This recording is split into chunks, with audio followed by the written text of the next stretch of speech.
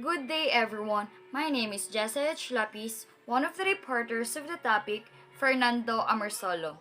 So, who is Fernando Amorsolo? Background information. Fernando Amorsolo y Quieto was one of the most important artists in the history of painting in the Philippines. Amorsolo was a portraitist and painter in rural Philippines landscapes.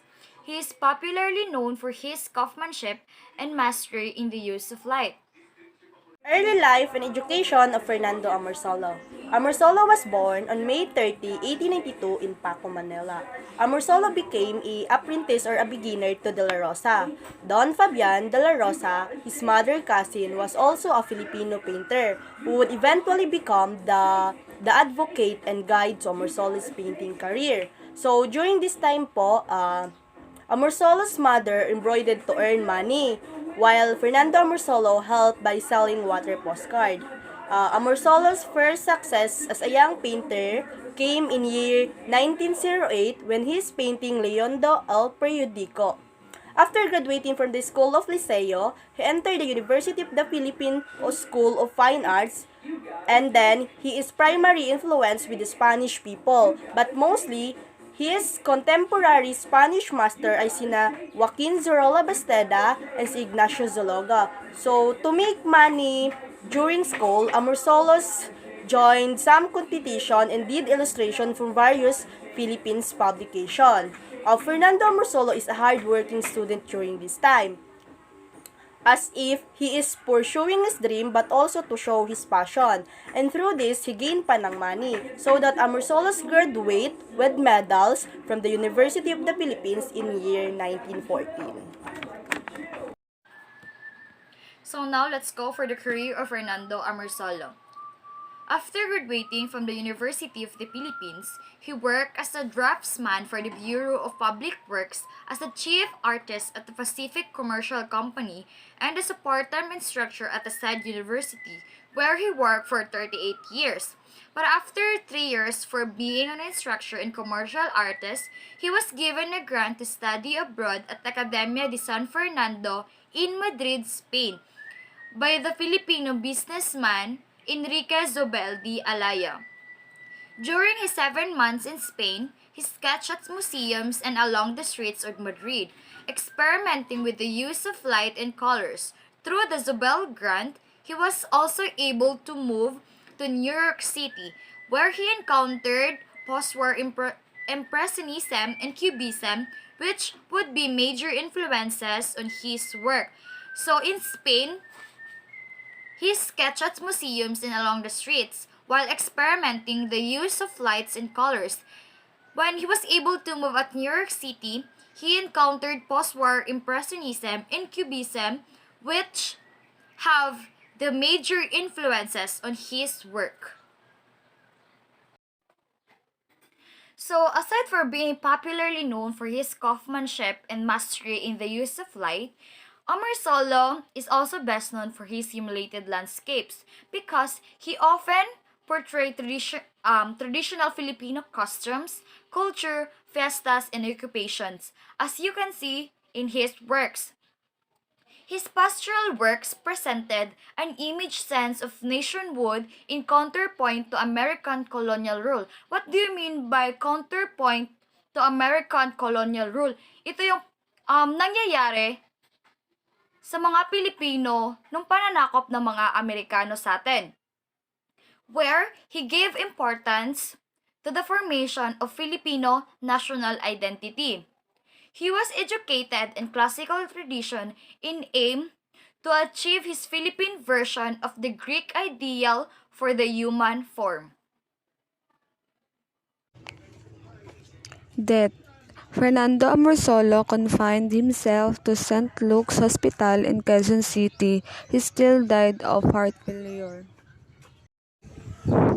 Legacy. Amorsolo is very main influence because of the paintings he made. His paintings and sketches reached 10,000 pieces because he was able to influence them. They built a school and then the name was Amorsolo School. Amorsolo's paintings are influenced by Filipino artists, so it seems that the similarity of Amorsolo's paintings to other Filipino artists can be also be seen. 4 days after Amorsolo died, he was awarded the award, the first national artist in painting at the Cultural Center of the Philippines. Here are some of Fernando Amorsolo works. So first, The Defense of Filipina Woman's Honor, year 1945, which is representative of Amorsolo's World War II era painting. This is one of his famous war era painting. It showed us a Filipino man defends a woman who is either his wife or daughter from being raped by an unseen Japanese soldier. Masasabi natin na Japanese, as we can see, the Japanese military cap at the man's foot, where Japan involved on World War II. Another one is the planting rice, year 1946. Fernando Amorsolo was a dominant figure in the visual arts of Philippines during the decades before the Second World War and into the post-war period.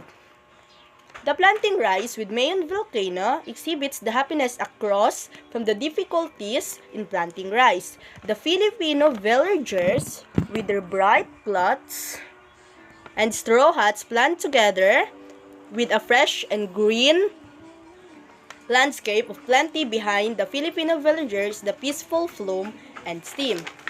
The another one is the Dalagang Bukid, year 1936. The Dalagang Bukid of the Maiden in the rice field show us a medium brown skinned woman portraying the image of Maria Clara that depicts a portrait of an ideal young Filipina maiden showing a sweet smile as if she enjoys the agricultural life in the Philippines. Maiden in a Stream. This standout artworks is from the 1940s, the era described by art critics as the golden period of Fernando Amorsolo, the first national artist. Lot 31, a genre scene depicting maidens by a stream, is a prime example of the idealized vision of the Philippine countryside, but in sweetness and light. Fruit Gatherer. Fernando Amorsolo, Fruit Gatherer, 1950, Oil on Board, Private Collection. Amorsolo is one of the most important artists in the history of painting in the Philippines. He was a portraits and painters of rural Philippines landscape. Fruit pickers harvesting under the mango tree, 1939. The artist Amorsolo created this artwork to show off the true value of Filipinos. They are hardworking yet happy of what they are doing. It was to make the world aware about the true Filipina beauty overall. This painting was intended to show Filipinos' characteristic glow. The bombing of Entendienza 1942. Although it was restored during the Japanese occupation 1941 to 1945, the Entendienza was once again bombed by the Americans during the Battle of Manila in 1945. From then on, the Entendienza has remained a hoax of its former glory as a stark reminder of the horrors of war. The other one is Making of the Philippine Flag. It is believed that Fernando Amorsolo made this painting to show the citizen of the Philippines of how the Philippine flag was made and to remind them the traditions and customs that we did not realize it becomes faded.